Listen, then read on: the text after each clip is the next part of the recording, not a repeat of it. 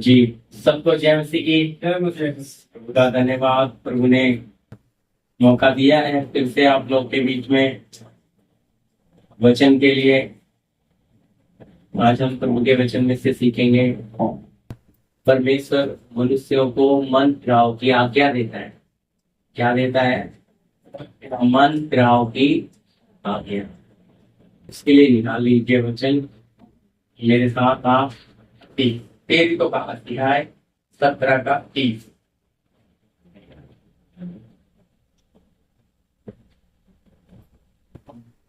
जी, परमेश्वर मनुष्यों को मन फिराव की आज्ञा देता है।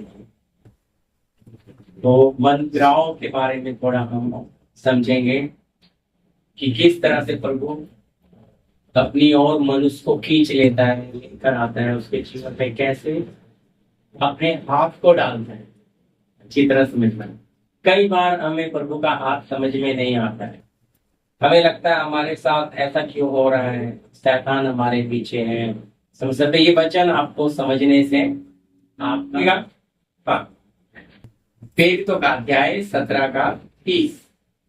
इसलिए परमेश्वर ने अज्ञानता के समय पर ध्यान नहीं दिया है, पर अब हर जगह सब मनुष्यों को मन फिराने की आज्ञा देता है। मन फिराने की आज्ञा देता है।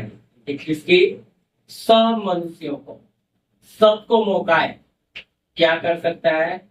मन फिरा सकते हैं। देखिए, जब प्रभु यीशु मसीह पृथ्वी पे आए, 30 साल शून्य बन के मरियम यीशु के बस में रहे, अधीन रहे, और उसके बाद वो यरदान नदी में आए और उन्होंने बपतिस्मा लिया। तो उन्होंने प्रचार करना शुरू किया कि मन फिराओ, क्योंकि स्वर्ग का राज्य निकट आया है। तो उसके लिए अभी बहुत जन को मन फिराने वाली बात में क्या नहीं आता है, समझ नहीं आता कि मन किससे फिराए। हालेलुया। क्या प्रभु तो आज्ञा दे रहा है। तो मन फिराना है हमें संसार से। कहते संसार में क्या कुछ है, बताइए आप लोग।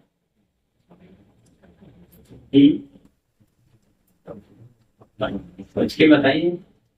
संसार किसको हम बोलते हैं? ऐसे दुनिया भी बोलते हैं, लेकिन संसार बोलने से क्या मतलब है? देना है हर संसार, परिवार, बच्चे सब आ जाते हैं। अब तू अलग हो जा, अपना संसार अलग करिए। बातें संसार की कि भाई अब तेरा संसार यानी कि तेरा घर वाला खुद है ना, ऐसे शब्द इस्तेमाल करते हैं ना। तो संसार में क्या है? संसार किसने दिया हमें? संसार किसने दिया? परमेश्वर ने। बिल्कुल ना। संसार दिया क्यों है? अब संसार में आ गए, संसार दे दिया, अब उसमें मन लग गया। अब प्रभु आया मनुष्य रूप में और बोलता है मन फिराओ की आज्ञा दे रहा। हालेलुया। मन फिराओ कि स्वर्ग राज्य निकट है। लेकिन यहाँ पे पौलुस क्या कह रहा है कि परमेश्वर सब जगह पे, शब्द क्या लिखा है? हर जगह पर मनुष्यों को मन फिराओ की आज्ञा देता। हम गीत गा रहे थे, तेरी आज्ञाओं को ना भूलूंगा जब तक कोई उसका आना ना हो, है ना। गा रहे थे ना आज्ञाओं। तो प्रभु तो ये भी आज्ञा दे रहा है मन फिराओ, पर हमारा मन कहाँ फिरता है? तो परमेश्वर फिर हमें कई चीजों में फंसा देता है। अच्छी तरह समझिए, मैं फिर से बोलता हूं, हमारा परमेश्वर हमें कई चीजों में फंसा देता है। ये फंसाने वाला परमेश्वर भी है। कहेंगे ऐसा ऐसे वचन देता है। क्यों फंसाता है? ताकि क्या हो जाए? इसका मन संसार से कट जाए। तो कहेंगे प्रभु तो कहता है हमें बुराई से, पाप से निकालने वाला है, कैसे फंसाएगा हमारा परमेश्वर, है ना। तो इतना साफ लिखा है भजन संहिता 66 का 10 पढ़िए।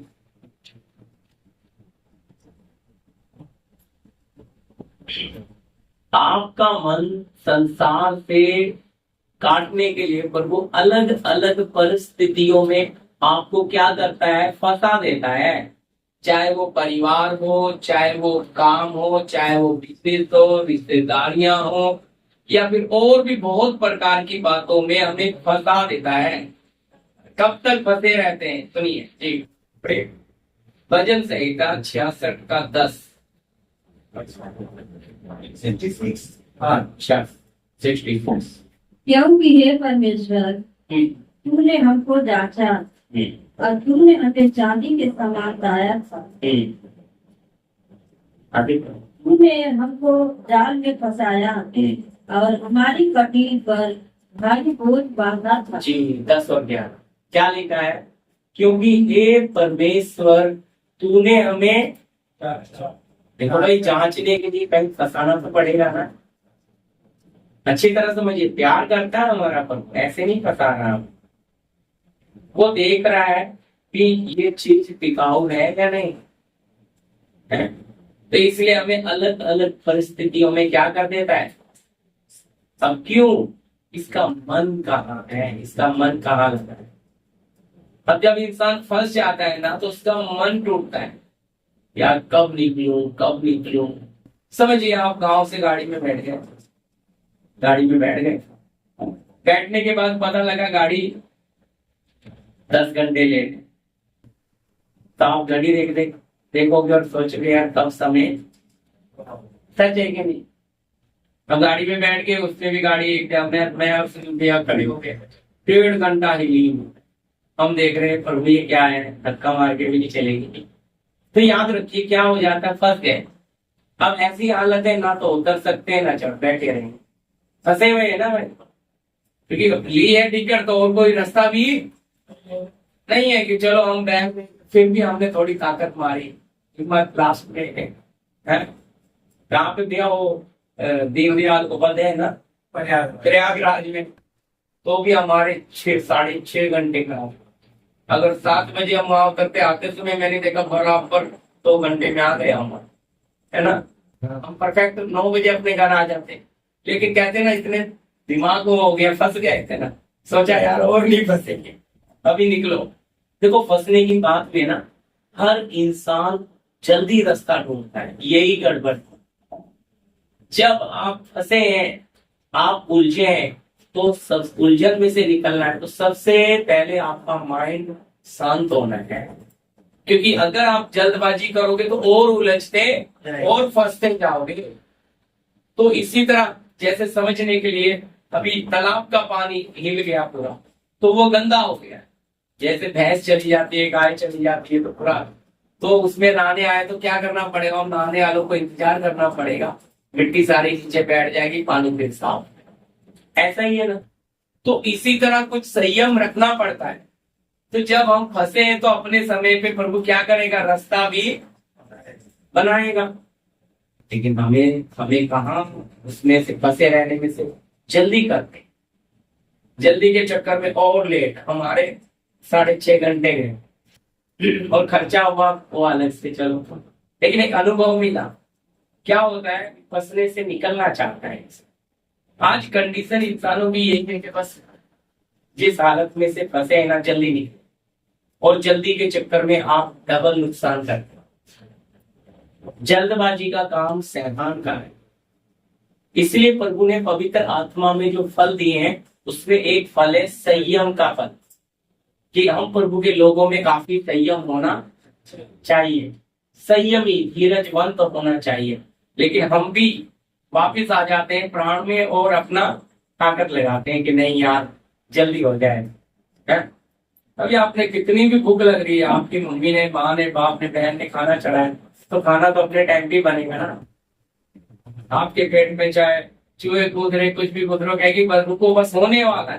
क्या सच में होने वाला? उसको भी पता है कि 15 से 20 मिनट लगेगी, लेकिन बच्चों को झूठ मूठी लारा देना पड़ता है। बस बस हो गया हो गया हो गया हो गया बोलते बोलते आधे घंटे तक समय निकाल गए। तो इसी तरह एक आशा, इसी तरह ये इंसान चाहता है हमें भी कोई आशा से मिले। फंसी भी हालत में से क्या चाहता है ना। फैमिली में कोई संत फंस गया था, निकलने की कोशिश कर रहा था। यसु यीशु क्या हो गया, झूठे केस में जेल में पड़ा है, और पढ़ा, देखो अच्छी तरह समझ रहा है, झूठे केस में अंदर पड़ा है। अच्छा, प्रभु ने पोजीशन दे रखी जेल के अंदर, लेकिन वहां पे दो कैदी आ गए, एक खिलानेहार एक प्याला। तो दोनों ने दर्शन देखा, एक ने चिड़िया खा रही है ऊपर, और तो यानी कि उसका सर कटेगा, दूसरे 3 दिन उसको बताया 3 लकड़ियां। तो उसके दोनों के दर्शन बता के मालूम में क्या बोलता है, तो शब्द वो वाला पढ़िए, देखो कैसे फंसा हुआ है। फंसा हुआ व्यक्ति का मन कैसा होता है, देखो वो वहां से निकलना चाहता था। उत्पत्ति 40 अध्याय का 14, हम सिर्फ मैं बात नहीं, वो शब्द को खाली आपका मन दिखाना चाहता हूँ, यीशु का मन जी। 40 का 14, हाँ 14। देखो पिलानहार को बोलता है कि तू बच जाएगा, तू राजा को प्याला पिलाएगा। क्या विनती कर रहा है अपने में, जब तेरा भला हो जाए, जब तेरा भला हो जाए तब मुझे स्मरण करना, तब मुझे स्मरण करना, और मुझ पर कृपा करके फिरौन से मेरी चर्चा चलाना, और इस घर से मुझे छुड़वा देना। निकलना चाहता था कि नहीं, बोलिए। हाँ जी, निकलना चाहता था, है ना, मन में क्या था कि जल्दी है? कोशिश कर रहा था ना। हाँ, देखो प्रभु ने एक साथ और पढ़ा, प्रभु ने और कब तक फंसा के रखा है कि ये चीज आपको हमें 41 का 1 भी पढ़ दीजिए। 41 का 1, 41, उत्पत्ति 41 का 1 जी। पूरे 2 वर्ष क्या लिखा है, पहला ही सब, पूरे 2 वर्ष बीतने पर फिरौन ने यह स्वप्न देखा, फिरौन ने यह सपन देखा कि वह नील नदी के कि वो नील नदी के किनारे खड़ा है। बस, हालेलुया। कितने साल के बाद ये बंदा तो रिक्वेस्ट कर रहा था, भाई तू प्रभु का राजा का पिलाऊ है, जब तू निकल जाएगा ना तो मैं सच्चा इंसान हूँ, मैंने कोई गलती नहीं करी, मैं यहाँ फंसा हूँ ये जगह से, मुझे तू क्या करना, चर्चा करना और मुझे निकाल। ऐसे ही पढ़ा ना अपने मन में क्या, पर एक विचार सोचिए, अगर यीशु की चर्चा जाके ये पिलाऊ कर देता, ये है ना भाई, अगर ये चर्चा कर देता और यीशु छूट जाता, तो क्या यीशु ठहरो उसके सामने, उसके सिंहासन पे, उसका दूसरा पोस्ट पे यानी कि प्रधानमंत्री बन पाता? सोच कर देखिए, बन पाता? प्रभु ने जो समय तय किया, निकलना चाहता है, लेकिन प्रभु निकलने, इसलिए मैंने क्या पढ़ा, हे परमेश्वर तूने हमें जांचा, अब जांच कर क्या कर रहा है, फंसाया भी तो है। हम सोचते हैं हमारा सारी जगह पे क्या कर रहा है, अरे भाई हम प्रभु के लोग हैं, हमारा बाप हमारे पीछे काम कर रहा है, वो हमें कब किस परिस्थिति में कितने साल पड़े रहना वो तय करेगा, हम नहीं करेंगे, क्योंकि उसको पता है ये किस परिस्थिति में पड़ा रहकर ही बन पाएगा। वो कोई छू मंत्र नहीं है कि मंत्र मार देगा और हम सिद्ध हो जाएंगे, नहीं नहीं नहीं। ये संतों का जीवन हमारे लिए इसीलिए दिखा है कि प्रभु इनको कैसे लेकर चला, है ना। यीशु को हम यीशु की छाया मानते हैं, हालेलुया। अब्राहम को मित्र मानते हैं, और दाऊद को मन के हृदय के अनुसार का व्यक्ति मानते हैं, यानी कि पूरा है, और मूसा को पृथ्वी भर पे नम्र व्यक्ति। देखो सब में क्वालिटियां हैं, लेकिन प्रभु ने इन नम्र को रगड़ा कैसे, 40 साल पहले मिस्र में रख के, फिर मिद्यान में रख के, 80 साल में हाथ में लिया, इसको भी 75 में बुलाया, 100 में बेटा दिया। तो प्रभु ने इन संतों का जीवन हमारे लिए क्यों लिखा है कि प्रभु इनके साथ कैसे चला। अब बताओ क्या ये फट से नहीं हो सकता, लेकिन प्रभु ने ऐसा क्यों लिया, ऐसा क्यों किया। वचन कहता है परमेश्वर ने यीशु को कसौटी पे कसा, परमेश्वर के वचन में कसौटी का मतलब बिल्कुल टाइट कर दिया, हालत ऐसी कर दी कि बस कब निकलूं कब निकलूं। आप जब जिन हालत में, अब आप समझो कर्जे में फंस जाए, किसी बीमारी में फंस जाए हैं, किसी केस में बिना फालतू के दूसरे केस में गए, उसमें आप भी रगड़े जाएं, उसमें आपको निकलने के लिए सालों लग जाएंगे, पर कितना मन टूट जाएगा अंदर से, बोलो यार खामा खा फंस गए, लेना नहीं देना नहीं, इनके बीच में जाके हम भी देखो फंसने की बात आ रही है। आप सवाल करना अगर, क्योंकि इसके साथ बेनिफिट क्या हो रहा है, मन के अंदर कुछ हो रहा है, और प्रभु तो मन फिराव की आज्ञा दे रहा है। तो इसलिए प्रभु हमें अलग अलग परिस्थितियों में डालकर फंसने देता है, इसलिए जांच रहा, फंसा के क्या करेगा, जांचेगा ना, ये खरा है या खोटा है, ये मजबूत टिकाऊ है या ये फुस है, एकदम से क्या हो जाएगा बिखर, ये कितना मजबूत है, मैं इसके ऊपर कितना प्रेशर दे सकता हूं। उस मिट्टी को हाथ में लेने से पहले प्रभु क्या करता है, चेक, ये कितना झेल सकती है, ये मिट्टी कितना सह सकती है, उतना टेम्परेचर पे डालेगा। हालेलुया। हमें समझ नहीं आ रहा, पर हमें लगता है हमारा बनाने वाला थोड़ी हमारे साथ ऐसा करे। तो यही तो कहता था ये, लेकिन मेरे भाइयों ने मेरे साथ गलत किया है? मां पोतीफोर की पत्नी ने गलत किया है, दरोगा को भी बताया होगा मैं तो सच्चा हूं, लेकिन फिर भी उसे अच्छा बना दिया दरोगा ने, क्योंकि सब जेल की देखभाल कर बुद्धिमान है, लेकिन फिर भी फंसा तो पड़ा है, निर्दोष है, निकलना चाहता है, इसलिए क्या बोलता है पिलाओ को कि मेरी चर्चा जरूर कर देना, मैं इस घर से निकल जाऊं। देखो निकलने का मन है, हम भी तो हालत में पड़े हैं, हम भी तो उस हालत से चाहते हैं प्रभु इसमें से उभर जाएं, उभर जाएं, दाना दाना करके जोड़ते हैं, सोचते हैं अच्छी जगह निकल जाए, है? लेकिन कुछ ना कुछ आ जाता है और वो भी खर्चा होता है। फिर लगता है यार क्या मर्जी है प्रभु की, इधर ही फंसाए रखना है क्या, और कोई जगह नहीं है। भाई प्रभु ने चुन कर रखा है, पिता ने तय किया है कि आपको इतना साल इधर देना है तो देना है, आप अपनी बुद्धि लगाओगे, इसलिए मैंने 41 का आपको एक भी बनाया। 2 साल के बाद रास्ता कौन बना रहा है, खुद परमेश्वर। हालेलुया, खुद परमेश्वर रास्ता बना रहा है। जब आप जाल में फंसे, उस जाल को तोड़े मत, उस जाल से तोड़कर निकलने की कोशिश ना करें, इंतजार करें कि परमेश्वर खुद उस जाल को खोलकर आपको क्या, अभी आपको संसार में से निकाल लाया, कहाँ डालने के लिए, एक पाप के सागर से भाई प्रदीप को निकाल लाया, अब किसमें डालेगा, अब जाल में जब तक रखेगा ना छूट ना जाए, जाल में निकाल के अभी कहाँ डालने वाला है, पवित्र आत्मा की नदी में, है ना, पाप के सागर से निकाल कर, तो वहां थोड़ी खोल देगा, वहां खोल देगा तो वापिस पाप में गिर जाएगा, है, फंसा के कहाँ लेके जाएगा। देखो प्रभु, तो प्रभु अंदर की हालत, हमारे अंदर का संसार बाहर आने तक उस परिस्थिति में रखता है। फंसी हुई हालत में इंसान टूटते टूटते टूटते जाता है, उसके जितना उसके अंदर अपना बड़ापन है, सबसे पहले बलून की तरह फूला हुआ, वो बड़ापन धीरे धीरे घटना शुरू हो जाता है, क्योंकि फंस गया ना बड़ी मुसीबत में। हालेलुया। एक भाई है, मैं नाम नहीं लूंगा, उनके पापा ने बड़ा घर बनाया, अब बनाया तो भाई उसके भाई की शादी भी, बड़ा घर बनाया, खूब लोन पैसा इधर उधर से ले लिया, उसको अच्छा फंसा दिया, उसका भी मन था थोड़ा, पर वो ऐसा फंस गया अब ना इधर ना उधर।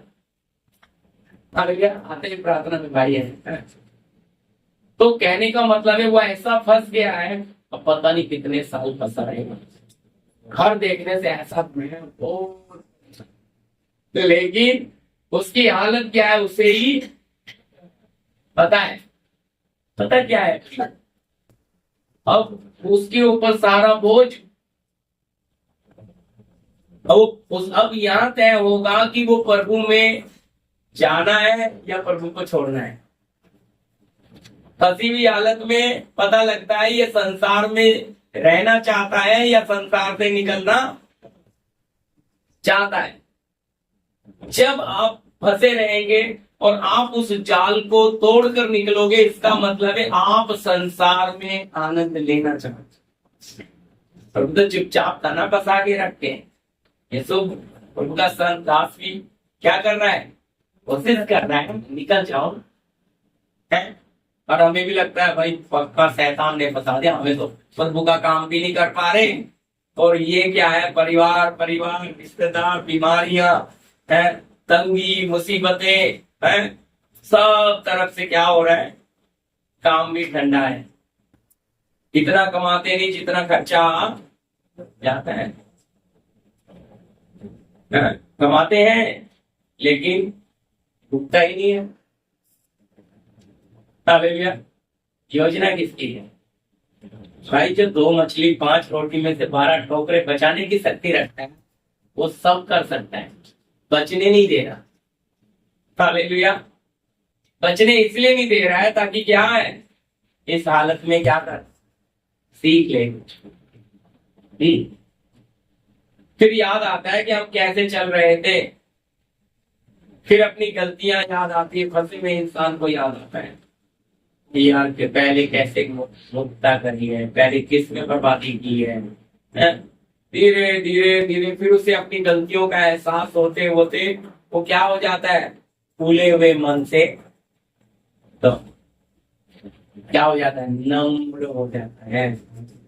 हालेलुया। दीन हो जाता है। यीशु भी इंतजार कर रहा होगा, भाई पिलाओ गया है, जरूर सिफारिश करेगा राजा से और मुझे छोड़ दिया जाएगा। 1 दिन 2 दिन, महीना, 4 महीने, 6 महीने, फिर उसकी भी आशा है ये तो ऐसे मुझे यहाँ से निकलना मुश्किल है। और मन टूट गया हो, प्रभु कहता है टूटे हो के समीप और पीछे हो का उद्धार। तो भाई टूटे हुई आदत में तो फंसा देता है। और याद रखना ज्यादातर लोग टूटे हुए फंसते हैं। टूटे हुए लोग क्या होते हैं ना, सब पे विश्वास कर लेते। टूटे हुए का मतलब है दुख उठाए हुए, समस्याएं सहे हुए, वो बेचारे सीधे मन के हो जाते। वो आंख बंद करके क्या कर लेते हैं और उन्हें धोखे पे धोखे ही मिलते रहते। इसका मतलब टूटा हुआ काफी नहीं, तेरी पिसाई होनी है। अगर तू पिसेगा तो तेरे में रूप भी आएगा। तो हम सोचते हैं ये कौन से हाथ में भाई है, पर हमारा प्रभु हमारे साथ है भी कि नहीं? हमारा प्रभु हमारे साथ है या नहीं? आपको अपने बनाने वाले पे भी शक होना शुरू हो गया। लेकिन वचन ये कहता है कि यीशु के साथ साथ प्रभु था। वचन ये कहता है कि हमारा परमेश्वर, हमारा महायाजक ऐसा नहीं है जो हमारे सब दुखों में सहभागी ना हुआ, वरन वो हमारे समान सारे दुखों में परखा गया तो भी निष्पाप निकला। यानी कि हमारा जो प्रभु है, प्रभु यीशु मसीह, वो हमारी तरह ही इसी तरह इसी शरीर में, इसी देह में चला है। उसे हमारे सारे दुख पता है, उसे इंसान की भूख पता है, प्यास पता है, पसीना पता है, दर्द पता है, क्योंकि इसी देह में वो भी रहा। तो जितना बेहतर हमारा प्रभु हमें समझ सकता है, इतना बेहतर कोई समझ नहीं सकता। लेकिन वो फंसा के हमें क्यों रखता है? क्योंकि वो चाहता है कि ये मनुष्य के अंदर का संसार बाहर आए। क्योंकि अगर इसके अंदर से संसार बाहर नहीं आएगा तो इसका मन स्वर्ग की ओर फिरेगा नहीं। क्योंकि संसार फंसी हुई हालत से ही इंसान टूटना शुरू हो जाता है। वो कहता है प्रभु सबसे आशा रखता है, मिलते धोखे हैं, आशा दे देते, टाइम पे हाथ खड़े कर देते हैं। तो बोलता है यार सोचा नहीं था, इस पे तो बड़ी आशा है। आप जितनों पे आशा रखते हैं उतनी बड़ी निराशा मिलती है। और ऐसा करते करते आप और ज्यादा खत्म, मैंने बोला ना, फूलापन सारा खत्म, हवा निकल जाती है। अब मन क्या हो जाता है? सुगड़ जाता है, अभी खाली, अभी मन धीरे क्या हो रहा है? असल में हमारे अंदर का संसार प्रभु उस हालत में रखकर क्या कर रहा है? बाहर। और फिर चेक भी करता है, उदाहरण के लिए दाऊद को समझिए। दाऊद जब साउल उसको गुफा में मिला, अंधेरा था, तो उसने बांगे का कपड़ा काट लिया, पीछा जो रहता है चोला उसका पॉकेट। वो उसके साथ वाले बोलते हैं, अरे यार इससे बढ़िया मौका थोड़ी है, तेरा दुश्मन तेरे परमेश्वर ने तेरे हाथ में दे दिया, इसको मार डाल। पर ये मारा मारा फिर रहा है, भटक रहा है, प्रभु का अभिषेकित है, अगला राजा है, तो भी क्या बोलता है, यहोवा के अभिषेकित पर हाथ उठा के कोई निर्दोष ठहर, यानी कि इसके अंदर भय कितना है, अच्छी तरह समझे। जबकि इसे पता है इसमें दुष्ट आत्मा है ना, साउल में दुष्ट आत्मा, फिर भी ना कहता है इसे परमेश्वर ही मारे, मैं अपना हाथ पर। सोच कर देखिए प्रभु ने कैसे दाऊद के हृदय को बोला कि मेरे मन के अनुसार करेंगे। भाई ऐसा सोचिए, हाथ में मौका मिलने के बाद भी वो कर नहीं रहा। अपने दुश्मन को, जो जान का दुश्मन था, जिससे मारे मारे बेचारा गुफाओं में, जंगलों में, कहां रहना, अपनी जान बचा के भाग रहा, लेकिन हाथ में आने के बाद भी वो अपना हाथ, कब तक, जब तक लिखा है साउल अपनी तलवार पे गिर के मरा। और जब संदेश पहुंचा तो इसी संदेश देने वाला भाग के गया कि देखो मुझे इनाम मिलेगा, नहीं। तब भी दाऊद रोया, वो प्रभु का। इसलिए यीशु कहता है अपने दुश्मनों से प्यार, देखो कैसे छाया रूप जुड़ जाता है। प्रभु का मन आप समझ रहे हैं, तो मन से अगर संसार बाहर नहीं निकलेगा तो आप स्वर्ग की ओर आपका मन लगने वाला नहीं है। नाशवान चीजों से मन हटेगा नहीं तो अविनाशी बातों में मन कभी लगेगा भी। अगर अविनाशी बातों में मन लगना है तो नाशवान चीजों से आपको क्या आना है, बाहर आना है। तो नाशवान क्या है, पूरा संसार, है ना। बार बार पढ़ा था लेकिन फिर भी पढ़ लीजिए। पहला यूहन्ना 2:15, जॉन दूसरा सेकंड चैप्टर वर्सेस 15। तुम ना तो संसार से और न संसार में की वस्तुओं से प्रेम रखना। यदि कोई संसार से प्रेम रखता है। अब देखो पहली बात है कि तुम ना तो संसार से और ना संसार की वस्तुओं से प्रेम। संसार किसने दिया हमें, बोलिए, प्रभु ने दिया है। संसार में क्या क्या है, हमारी सारी जरूरतें हैं। बनाने वाले ने पहले पूरा संसार बनाया, पेड़ पक्षी जानवर फल फ्रूट सब बना के 6वें दिन आदमी को बनाया, ताकि मांगना ना पड़े, तुझे पूरा संसार दे दिया, दे दी, सारी जरूरत दे दी। नर और नारी करके उसने मनुष्य की सृष्टि की है। हालेलुया। इसलिए संसार दिया है, अब ये निर्णय करेगा इसे संसार चाहिए या नहीं, इसे नाशवान चीज चाहिए या अविनाशी। ये अपना मन किसकी ओर लगाएगा। अब हम तो ये समझते हैं पाप से मन फिराओ की आज्ञा दे रहा है, लेकिन संसार क्या है, ये परमेश्वर की ओर से है। लिखा है तुम ना तो संसार से और ना संसार में की वस्तुओं से प्रेम रखना। यदि, हाँ जी, आगे अगली लाइन पूरी कीजिए। हाँ जी, यदि कोई संसार से प्रेम रखता है तो उसमें पिता का प्रेम नहीं है। हालेलुया, क्लियर कर दिया है भाई। जो इससे प्यार रख रहा उसके अंदर पिता के लिए कोई प्यार है ही नहीं, क्योंकि नीचे वाले शब्द में लिखा है, क्योंकि जो कुछ संसार में है ये परमेश्वर की ओर से नहीं है, ये हमारे विरोधी शैतान की ओर से है।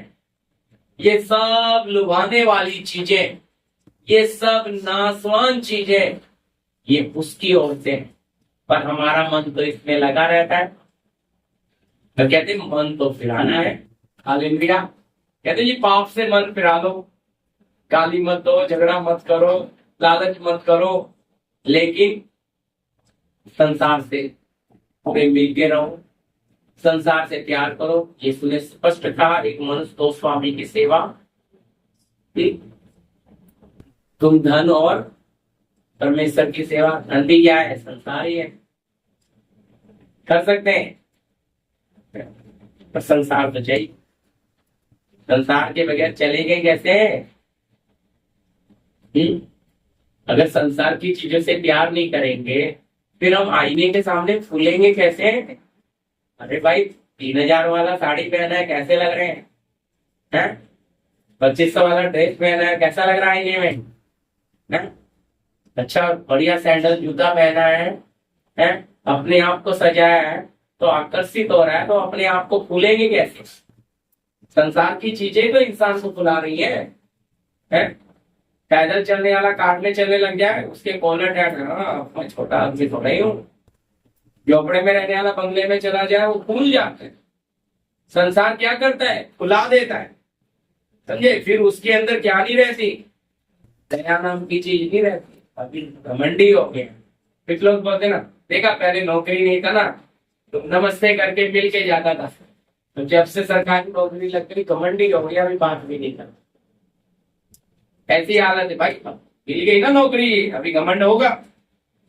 क्या हो गया? संसार में। मैं आपको बोला, संसार की चीज इंसान को मिल जाए वो फूल जाता है, इसी को बोलते हैं फूलना, घमंड। अगर संसार, भाई नौकरी होके भी आप ऐसा होना है नहीं, आप बड़े होकर भी क्या बनना है? छोटे। हालेलुया। तब आपको स्वर्ग राज्य में बड़ा किया जाएगा।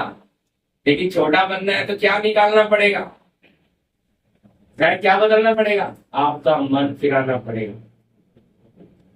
अच्छी तरह समझो, आपको छोटा बनने के लिए आपका बंगला नहीं छोड़ना है, आपकी सरकारी नौकरी नहीं छोड़नी है। आपको क्या करना है? आपको अंदर से उस बंगले, उस नौकरी के घमंड को निकालना है, और सबके साथ क्या बनना है? एक मजदूरी करने वाले व्यक्ति के साथ भी क्या बनना है? प्रेम। तब आपके अंदर क्या आ गया? मन। पर आपके अंदर तो घमंड है नौकरी का, आपके अंदर तो घमंड है सुंदरता का, आपके अंदर तो घमंड है ज्ञान का, आपके अंदर तो घमंड है पढ़ाई का, आपके अंदर घमंड है जाति का। एक बात सच बोल रहा हूं, ये सब मन से जुड़ा है। मन ही तो इंसान को फुलाता है, मन ही तो घमंडी बनाता है, मन ही तो ढीठ बनाता है। अब जब मन ऐसा है, तो इस मन को प्रभु क्या करता है? हमें अलग अलग परिस्थितियों में बच्चे ऐसे दे देता है भाई, जिसके द्वारा हो जाता है क्या? अब बहनों के मन को भी ठीक कर देता है, क्योंकि बच्चे ऐसे मिल जाते। आगे कोई पूरी रात सोने नहीं देते, गीला करते रहेंगे, तंग करते रहेंगे, चिड़चिड़ करते रहेंगे। क्या आ जाता है? संयम आ जाता है, सहनशीलता आ जाती है, प्यार आ जाता है। अब क्योंकि कुंवारी लड़की और एक शादीशुदा में फर्क है भाई। हालेलुया। क्योंकि कुंवारी को पता नहीं है संसार क्या है, और संसार में जब बढ़ेगी तो क्या हो जाएगा? सब चीजें, शौक, इच्छाएं क्या हो जाती हैं? दब जाती हैं। जिम्मेवारियां आ जाती, और जिम्मेवारी क्या बना देती है इंसान को? नंबर। आज के समय ऐसा है कि लोग जिम्मेवारी उठाना भागते हैं अपनी जिम्मेवारियों से। माँ बाप की सेवा नहीं करना चाहते, आया रख देते हैं। मुंबई में बहुत देखता हूं, बहुत जगह आती है, कमा रहे अच्छा, लेकिन उनको अपने माँ बाप का हाल चाल पूछने का भी समय।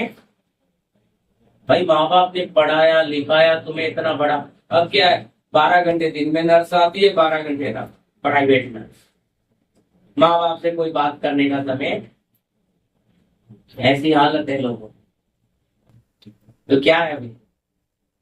सोचो, जिन्होंने अपनी जिंदगी आपको दे दी, आज तुम्हारे पास उनके लिए समय, क्योंकि किसमें व्यस्त हो? संसार। संसार पूरा लूट रहा है, शारीरिक लोग बन गए, फिर उनके अंदर कोई दया नाम की भी चीज चिड़चिड़ापन से भरे हुए हैं। क्योंकि क्या हो रहा है, जितना पैसा बढ़ता जाता है उतना घमंड भी बढ़ता जाता है। फिर उनके अंदर कहाँ प्रभु का प्यार बैठे। प्रभु तो कहता है होकर भी ऐसे रहकर दिखाओ जैसे नहीं है। और ये वही व्यक्ति कर सकता है जो कितना भी बड़ा हो। ये आपके और मेरे पिता ने नमूना दिया। स्वर्ग का राजा होके, स्वर्ग का स्वामी होके, सारा महिमा वैभव सब कुछ छोड़ के शून्य बनकर आकर बैठ गया। वो कहता है मैं इतना छोड़ के आया, तो क्या तुम थोड़ा सा मेरे लिए नहीं छोड़ो? मेरे लिए संसार से मन नहीं फिरा सकते। अगर मुझे प्यार करते हो तो मन फिराओ, आज्ञा दे रहा है। लेकिन मनुष्य क्या है, मनुष्य तो मन में पड़ा रहता है, अरे प्रभु अगर संसार छोड़ूंगा चलूंगा कैसे? प्रभु कहता मुझ पे निर्भर हो ना, मैंने तुझे संसार दिया, मैं तेरी जरूरत पूरी करूंगा। मैं तेरा उठना बैठना खाना पीना सब मैं तय करूंगा, चिंता मत कर, मैं हूं। पर तू इसके पीछे भाग मत, तू इससे मन फिरा। क्योंकि अगर तू इसमें मन फिराएगा, ये एक अथाह कुंड है, इसमें तू अंदर ही अंदर जाता, इसका कोई सिरा नहीं है भाई। जो संसार में घुस गया वो धीरे धीरे धीरे धीरे, पौलुस लिखता है गलतियों 3:3 में, क्या तुम ऐसे निर्बुद्धि हो कि आत्मा की रीति पर शुरू किया अब शरीर में अंत कहां चलेगी? उस समय की कलीसिया में भी ये बात थी। संसार घुस आया था, संसार आ गया था। क्योंकि अब जब संसार अंदर आ जाता है तो यीशु बाहर चला जाता है, तो मन फिर किसमें लग गया है? प्रभु बोलते हैं जहां तुम्हारा मन है वहीं जहां तुम्हारा धन है वहीं तुम्हारा मन भी लगा। कहता अपने लिए स्वर्ग में धन इकट्ठा करो, लेकिन हमारा मन तो संसार में लगा, तो हम तो इधर ही बैंक बैलेंस बनाएंगे। यीशु कहता है यहाँ तो कीड़ा काई बिगाड़ती है, चोर सेंध लगाता है। पर हम कहते हैं ना प्रभु, स्वर्ग वाले धन को तो हमने देखा ही नहीं है, वहां कौन जाएगा? इधर ही देखेंगे, इधर ही है स्वर्ग और नर्क, हमें तो इधर ही क्या दे दो, सुख दे दो। वचन कहता है ऐसा मनुष्य अभागा मनुष्य जो इसी जीवन में इच्छा रखता है। प्रभु यहाँ हमें जैसा चाहेगा ना वैसा बनाए, शिरोमणि भी बनाएगा, ऊंचे पद में भी ले जाएगा, लेकिन ऊंचा उसको ही ले जाएगा जो पहले शून्य बन के दिखाएगा। जो घटकर दिखाएगा वही है ना। मैंने संडे को आपको बताया ना, मैं घटना भी जानता हूँ, पर्दा भी जानता हूँ, सब दशाओं में हर हालत में मैंने रहना सीखा। तो भाई शून्य बना, अब शून्य बन गया तो उसे हर परिस्थिति में, आपका मेरा प्रभु जब शून्य बना, सारी महिमा छोड़ के आ गया, तो उसको हर परिस्थिति में रहना कोई तकलीफ नहीं। जब एक व्यक्ति अपने बड़ेपन को उतार देता है, मैंने आपको बोला जब तक सरकारी नौकरी नहीं थी सर झुका के प्रेम से हंस के चलता था। जब सरकारी नौकरी मिल गई, बड़ी पोस्ट मिल गई, कार आ गई, अब तो पास से गुजर जाते हैं, क्या नहीं करेंगे, नमस्कार भी करेंगे। अब तो हम बड़े हो गए, हम क्यों झुके? उससे पहले क्यों बदल गया ये इंसान? यानी कि इसके पास कुछ आ गया, पैसे ने बदल दिया। इस व्यक्ति के व्यवहार ने किसको बदल दिया? पैसे ने इसको बदल दिया। क्यों? पहले इंसान था, अब क्या बन गया? स्वार्थी बन गया, मतलबी बन गया, ढीठ बन गया है। इसलिए वचन कहता है अंत के दिन में ऐसे समय आएगा, लोग माता पिता के आज्ञा ना मानने वाले, सत्य के बैरी, विश्वासघाती, ढीठ, घमंडी, अहंकारी। मैं नहीं कह रहा वचन, मैं लिखा है पत्री में, ये ऐसे लोग आ रहे हैं। अभी क्या होंगे? किसी से कोई मतलब, विश्वासघाती भी होंगे। लेकिन याद रखना, आप कैसे पहचानोगे? जिसका मन संसार से फिर गया, उसके अंदर स्वाय प्यार के और कुछ होगा नहीं, परमेश्वर प्यार। और लिखा है जिसमें प्रेम नहीं उसमें परमेश्वर। तो संसार बाहर जाएगा तभी तो वो वाला प्यार आएगा, निस्वार्थ वाला प्यार, अपनापन, चिंता कि नहीं प्रभु, हम प्रभु आपके राज्य में जा रहे हैं, ये परिवार भी आना है प्रभु, ये मेरा पड़ोसी भी आना है प्रभु, मेरा ये रिश्तेदार भी आना है, मैं उनके लिए क्या करूं? बोलिए।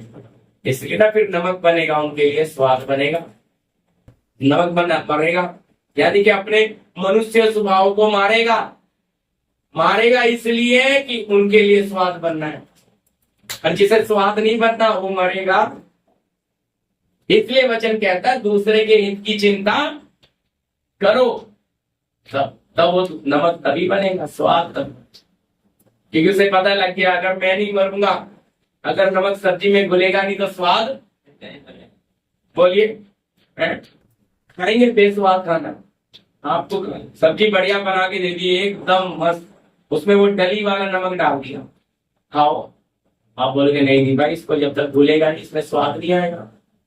इसलिए तो हम पाउडर बना के डालते हैं, फट से घुल जाए, घुलने के बाद दिखाई देता नमक, और जीभ पे लगता है ना स्वाद। इसी तरह हम भी, जब हमारा मिट्टी का स्वभाव मरता है तो ईश्वरीय स्वभाव आता है, तो दूसरे को हमारा जीवन स्वाद देता है। वो स्वाद बनना है, और ये स्वाद कब बनेंगे? जब ये मन जो आज्ञा हमारा पिता हमें दे रहा है, सब जगह पर मन फिराओ की आज्ञा दे रहा है, मन फिराओ। लेकिन मन किससे भाई? संसार से, पाप से। पाप क्या है? अपनी मर्जी करना ही, फिर से बार बार बोल, तो पाप अपनी मन मर्जी करेंगे तो संसार में बड़े होते चले जाएंगे, फिर संसार से निकलना बड़ा मुश्किल है। वचन कहता है फिर झाड़ियां बढ़ के उन्हें दबा देती है, और वो कभी फल लाता नहीं है। हमारी चिंताएं, हमारी इच्छाएं, हमारी लालसाएं, हमारी अभिलाषाएं, हमारा बड़ापन, घमंड, अहंकार, लालच, ये सारी झाड़ियां बढ़ के जीवन को दबा देगी, और हम कभी भी जीवन में नहीं पहुंचेंगे। इसलिए क्यों ना क्या करें, इनसे ही पूरा मन फिराए। कहते जी फिर मन कैसे? मैंने शुरू में बोला मन कैसे फिराए? तो आपको अपने मन को प्रभु के अनुसार खाली करना है। तो प्रभु ने जिस परिस्थिति में आपको रख दिया, अभी आपको जाल में फंसा दिया, आपको जांचा जा रहा है, तो उस जगह पर आपने क्या होना है? पास होना है। आपको 2 साल लगे, 10 साल लगे, 5 साल लगे, 3 साल लगे, 15 साल लगे, 25 साल, बाप ने जहां रख दिया उस हालत में पड़े रहकर क्या करना है? प्रभु आपकी मर्जी ही मेरे जीवन से पूरी। अब प्रभु हमें इतनी दूर से, समझिए यूपी से लाकर यहाँ महाराष्ट्र में रख दिया। हम क्यों आए? हम तो आए थे अपनी जरूरतों के लिए, हम तो आए थे अपनी इच्छाओं के लिए, लेकिन प्रभु ने हमें पकड़ लिया। अच्छी तरह समझना, क्योंकि हमें नहीं पता था कि वहां से उठाकर लाने वाला प्रभु ही था। हमें थोड़ी पता, वो तो कहते मैंने तुझे तेरे माँ के गर्भ से ही चुन लिया है, समझ रहे? वो कहता है मैं पहले से ही तेरे पीछे था, मैं लेके आया हूं तुझे। पर हमें लगता है ना हम आए थे, ये तो प्रभु यहाँ मिला है। और वचन साफ कहता है कि तुमने नहीं, मैंने तुम्हें चुना है। हालेलुया, चुना है हाँ जी, परमेश्वर ने, आपने नहीं चुना है, पर प्रभु ने चुना है। ये मौका आपको दिया ही नहीं, यानी कि फिर चुना है तो इसलिए तो पौलुस लिख पाया है, मुझे माँ के गर्भ से ही प्रभु ने क्या किया है। कहते जी पौलुस ने इतना विरोध किया, ये किया, लेकिन जन्म से ही पहले से चुना, इसीलिए ये पौलुस लिख पाया कि हमें जगत की उत्पत्ति से पहले उसमें चुन लिया। क्या शब्द लिखा है? जगत की उत्पत्ति से पहले चुन लिया, यानी कि एक दिव्य ज्ञान, एक फोर नॉलेज में प्रभु ने कि मैं इस तरह संसार बनाऊंगा, फिर मैं इस तरह ऐसा माहौल बनाऊंगा, इस तरह मैं मिट्टी के बर्तन इंसान बना के अलग, फिर वहां से उनको ले जाके इस तरह अलग अलग परिस्थितियों में डालकर उनके स्वभाव को बदल कर फिर उन्हें ईश्वरीय स्वभाव में बनाऊंगा। समझ आ रही है बात? कोई अनोखी बात नहीं है कि प्रभु के पास हम आए, पर प्रभु ने तो पहले ही, जगत की उत्पत्ति से पहले ही हमें चुन लिया था। हालेलुया। विश्वास करते हैं? करना पड़ेगा भाई। हालेलुया। हम अपनी बुद्धि से, अपनी ताकत से नहीं आके बैठे यहाँ, वो हमें लेकर आए। पर योजना उसकी है। हम कितनी अपनी बुद्धि चला ले, अपनी मेहनत कर ले, ताकत लगा ले, मर्जी उसी की पूरी हो गई। हार के अब यहाँ पे वो बेचारा फंसा है, उसने भी पूरी ताकत लगा ली, उनको भविष्य बता दिया और वैसा ही हो गया, लेकिन प्रभु ने उनकी याददाश्त से ही उड़ा दिया। पिलाऊ को पता ही नहीं, याद ही नहीं रहा। 2 साल के बाद याद कराए, अब समय आया। कभी तो बाल काटे गए और कपड़ा पहनाया गया, रंगमूर्ति और प्रधानमंत्री। समय याद रखिए, प्रभु का समय जब तक नहीं आएगा, आप जिन परिस्थितियों में पड़े हैं उसमें एक काम करें कि आपके बाप को जो पसंद नहीं है उसको निकालने की कोशिश करें कि प्रभु जो जो बातें आपको पसंद नहीं है मैं अपने मन में, अपने दिल में रहने नहीं दूंगा, नहीं दूंगी। जब आप इस तरह से प्रार्थना करते रहेंगे और अपना कर्म यानी कि अपना काम जो हम कर रहे हैं उसमें भी वफादार होना, उसमें भी ईमानदार होना, क्योंकि वचन ये कहता हम हर फील्ड में, हर जगह पे क्या होना है, पढ़ाई में भी, सब चीजों में ईमानदार। हालेलुया। शॉर्टकट प्रभु के लोग ना अपनाएं तो शॉर्टकट उनके लिए बड़ा हानिकारक हो सकता है। प्रभु लंबा, देखिए ना प्रभु, आप प्रभु मूसा को लगभग 8 दिन में ले आया मिस्र में, लेकिन बोलता है उस रास्ते से मत जाना, जो रास्ता मैं बताऊंगा, जो रास्ता मैं बताऊंगा उससे जाना। और वो 8 दिन या 1 हफ्ते के रास्ते को छोड़ के 40 साल वाले रास्ते से लेके गए। समझ आ रही है मेरी बात? क्यों भाई? प्रभु इतना लंबा, प्रभु कहता है इन्हें मिस्र से लिया है, इनके लंबा रास्ता इसलिए किया है ताकि इनके अंदर का मिस्र निकाल दूं, क्योंकि वो 8 दिन में तो निकलेगा। जन्म से आया हुआ ना मिस्र, साथ में लेकर चले इस्राएली। अब चलते चलते चलते 10 बड़ी उनके जीवन में बड़े काम किए, 10 बड़ी समस्याएं खड़ी की। पानी नहीं है कड़वा, सांप आ गए जहरीले, अलग अलग बातों में, हर परिस्थिति में उनके साथ चलते चलते क्या निकाल रहा है उनके अंदर से? मिस्र। मिस्र निकालते, संसार निकालते निकालते कितने लोग पहुंचे? प्रियो वचन कहता है कालीब और यहूस 2 ही पहुंचे। 20 साल के ऊपर के सब मिट्टी का ढेर हो गए जंगल में। 7-8 दिन के रास्ते के लिए प्रभु तूने इतना लंबा किया। अब समझ आ रहा क्यों इनको 40 साल में रखा, कि जो पहले ठीक तो हो जाए। अब हमें अलग अलग परिस्थिति में क्यों रखा? प्रभु चाहे तो 4 दिन में हमें आत्मा से परिपूर्ण करके, अन्य भाषाओं से भर के, हमें वरदानों से तृप्त कर सकता है, लेकिन ना, उम्र लगा देता है हमें, उम्र गुजर जाती है। क्यों? वो जो रास्ता उसने हमारे लिए बनाया है हमें उसी रास्ते से जाना पड़ेगा, शॉर्टकट से मत जाए। हालेलुया। समझ आ रहे ना बात? शॉर्टकट अपनाओगे आपके लिए बहुत वो फंदा बनेगा। हालेलुया। फंदा बनेगा। उसको बोलता है, अगर प्रभु ने फिर ऐसा भी लिखा है कि उसी रास्ते से क्यों नहीं जाने दिया, क्योंकि उस रास्ते में रुकावटें थी। कुछ राजा इनसे लड़ने आते और ये डर के वापिस भाग जाते।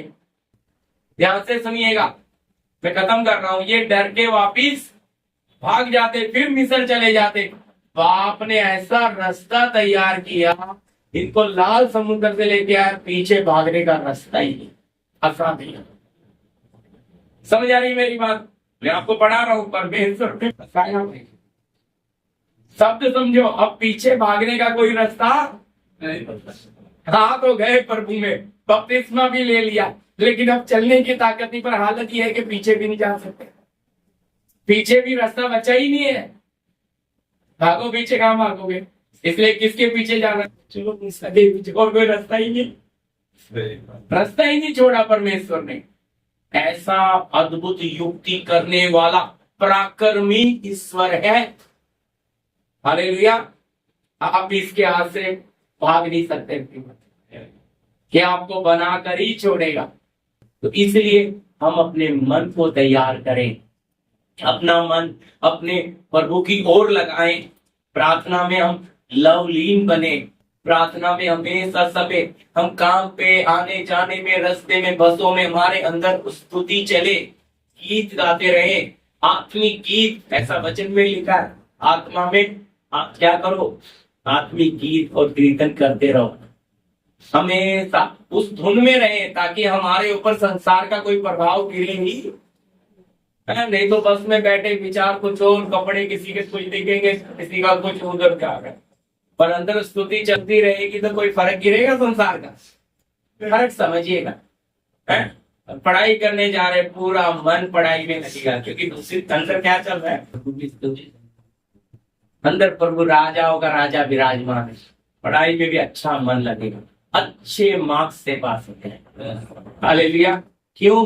अब संसार हमें अपनी ओर आकर्षित कर ही नहीं पाता, क्योंकि जितना आप संसार को छोड़ोगे उतना ही प्रभु में बढ़ते बढ़ते जाओगे। हालेलुया। ठीक है जी। अगला वचन नीति वचन 16:2 पढ़िएगा जी। नीति वचन 16:2। का सारा चाल चलन अपनी दृष्टि में पवित्र रहता है, परंतु यहोवा मन को ताड़ता है। हालेलुया। क्या लिखा है जी? मनुष्य का सारा चाल चलन, शब्द देख लो, अपनी दृष्टि में मैं बड़ा अच्छा हूं, मैं किसी का बुरा नहीं करती, मैं किसी का बुरा नहीं करता, मैं तो बड़ा क्या हूं, मैं। लेकिन वचन क्या कहता है? यहोवा मन को ताड़ता है। अपनी दृष्टि में इंसान पवित्र बनता है कि मैं नहीं किसी का करता, मैं नहीं किसी का खाता, मैं नहीं किसी का बुरा सोचता, लेकिन करता सब। इसलिए प्रभु किसको तोल रहा है? क्योंकि क्या भरा है मन में? संसार। वो मन तोल लेता है, उसे पता है अच्छा प्रदीप में इतना संसार पड़ा है, और बोलता है मैं नहीं संसार से क्या, मैं संसार को नहीं। तो इसलिए संसार मन फिराना, यानी कि मन के अंदर के संसार को मन क्यों तोड़ रहा है? बोलिए, मन ही तो लगता है संसार में हमारा, मन ही हमें आकर्षित करता है, मन ही हमारे अंदर इच्छाएं लाता है, मन ही अभिलाषाएं लाता है, मन ही रुलाता है, मन ही हंसाता है। तो मन ना कंट्रोल कर रहा है हमें। प्रभु की दृष्टि कहाँ लगी है? मन पे है। वचन कहता है परमेश्वर की दृष्टि सारी पृथ्वी पर सातों आंखें घूमती रहती हैं। इसलिए घूमती रहती है कि किसका मन उसकी ओर निष्कपट है।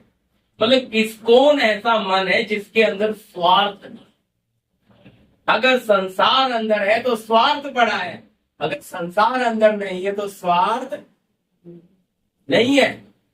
इसलिए हमें मन किससे, इच्छाओं से, अभिलाषाओं से, जो बातें हमारे प्रभु को पसंद नहीं है उनसे हम मन फिराएं कि प्रभु जो चीज आपको अच्छी नहीं लगती मैं उसके बारे में सोचूंगा भी ऐसा हो। इसलिए अपनी दृष्टि में इंसान अच्छा ही रहता है। कोई इंसान ये नहीं कहेगा कि मैं अच्छा, कहेगा नहीं मैं अच्छा हूं भाई, ठीक। लेकिन प्रभु तो भाई अंदर जानता है ना इसके मन में क्या क्या चल रहा है। Yes. मन को तोलता है। तोलने का मतलब, किसी को तोला था याद है? किसको तोला था? बोलिए, तोला था किसी को? मने मने थके मैंने तुझे तोला, और किसको? नाम याद है? नाम नहीं था। अयुब भी है। कौन था जिसको तोला प्रभु ने? हाथ निकला था दीवार में से, कुछ लिख रहा था, क्योंकि वो मंदिर के बर्तनों में क्या पिला रहा था? कौन सा राजा था? नंदेश्वर का बेटा था।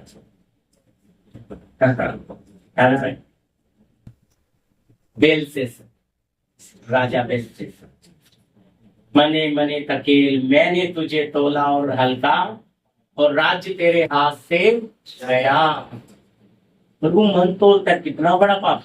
उन्हें पवित्र भवन के बर्तन मंगाए और उनमें क्या किया, अपने रखैली और रानियों के साथ पिया। तो ये पाप किया था ना, इसलिए तराजू में क्या निकला। या क्या बोल रहा है, यहोवा किसको तोलता है, मन को। क्या हमें नहीं तोलेगा। प्रदीप का मन हीरा कितना है संसार से। हमें आप लोग का नाम नहीं लेता भैया, नहीं तो लगेगा हमें ही बोलो। हमारे ऊपर ही प्रचार है, प्रचार तो आप ही के लिए है, लेकिन समझना हम एक एक के मन को तोल कर देखते हैं कितना संसार निकाला इसने। इतना साल हो गया मेरे पास आया है, कितना खाली हुआ, कितना मन फिर आया। मेरी आज्ञा कितनी मानता है प्रदीप।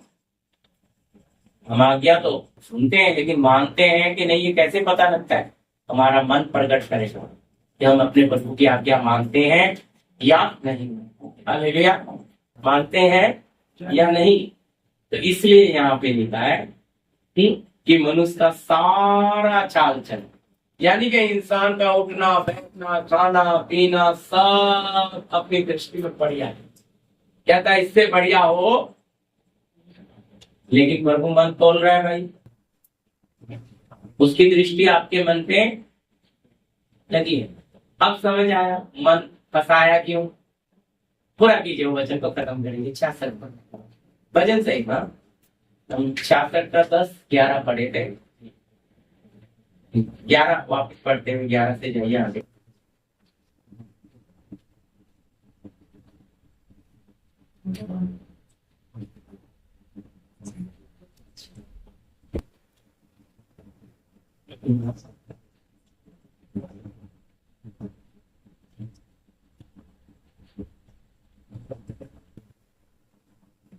क्योंकि हे परमेश्वर तूने हमको जांचा। देखो जांचता है, मन को नहीं जांचेगा क्या। हाँ, तूने हमें चांदी के समान ताया था। चांदी को सोनार डाल देता है, बर्तन में पूरा पिघल जाता है, उसकी गंदगी सारा नीचे आ जाता है, उसमें चेहरा नजर आता है, तो उसको पता लग जाता है पूरा साफ हो, मेल्ट करता है, पिघला देता है? तो हमारा मनुष्य स्वभाव निकालने के लिए क्या नहीं पिघलाएगा, कहाँ रखेगा, अलग मिट्टी में रखेगा ना।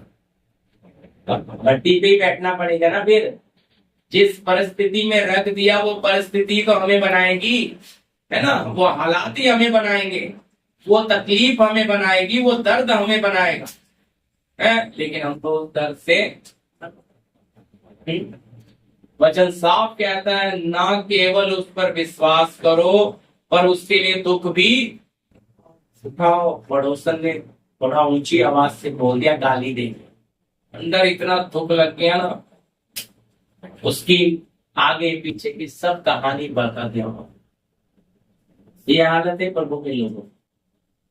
क्या नहीं किया, दुख उठाया नहीं, विश्वास करेंगे पर दुख नहीं उठाएंगे। उसने मेरे ऐसा बात बोला, दिल हिल गया, खंजर जैसा मारा। उसने बात से मारा तो मैंने भी 2 बात से मारा। हाथापाई नहीं की प्रभु, लेकिन कैसे मारा, शब्द से मारा। सह लिया क्या, दुख उठाया नहीं। आप उसका शब्द सह लेते, आप उसकी गाली सह लेते, मैं कहता हूं उसकी नींद चैन उठ जाता। कौन, परमेश्वर न्याय करता। पर हम तो अपना न्याय खुद ही पढ़ा है ना, वचन पढ़ाने की जरूरत नहीं। इसी में फिलिपी में लिखा है 1:29, ना केवल उस पर विश्वास करो पर उसके लिए दुख भी उठाओ। दुख उठाना है भाई, नहीं तो आप कहेंगे फिर ये दुख उठाना यानी कि संसार नहीं हो, जिसके अंदर संसार है वो कभी नहीं उठाएगा, वो तो पलटवार करेगा तुरंत। एक बोला है तो 4 सुना के जाएगा, संसार दबेगा नहीं। वचन कहता है बुराई का सामना मत करना, बुराई को भलाई से, है लिखा है ना, अंधकार की संतान रोशनी की संतान से चतुर है, तेज है भाई। इनका मुकाबला हम कर, लेकिन हमें कहाँ वचन याद रहते हैं। हम तो सोचते हैं जाने दो, प्रभु तो देखता है, प्रभु तो शाम को माफी मांगते हुए, पर इसको अभी सबक सिखाओगे इसको अभी बता दूंगी ताकि क्या हो जाए, पुरानी मानना में आप लोगों को नहीं बोला, लेकिन ऐसा नेचर है इंसान में कि आज ही हिसाब कर लेती हूँ अच्छे से ताकि दोबारा कभी, हाँ जी भाई लोग भी ऐसी आज ही हिसाब कर लेंगे ताकि दोबारा काम पे तंग, क्या प्रभु कह रहा है, प्रभु के लिए दूध उठाओ, खुशबू बनो, नमक बनो, स्वाद बनो। हम तो इतने कड़वे बन जाते कि कोई हमारे पास भी आएगा, क्यों, ये अंदर आता क्यों है, संसार। याद रखना, जैसे जैसे हम वचन सीखते हैं, वचन सीखने का मुख्य उद्देश्य है कि हम खाली होते जाते, हमारे अंदर की कमियां धीरे धीरे धीरे धीरे, वचन क्या है, दो धारी तलवार है, वो हमें खाली करता है। और जो वचन काटता नहीं है प्रियो, फिर वो वचन प्रभु की ओर से नहीं है, वचन आप लोगों की, हमारे नहीं।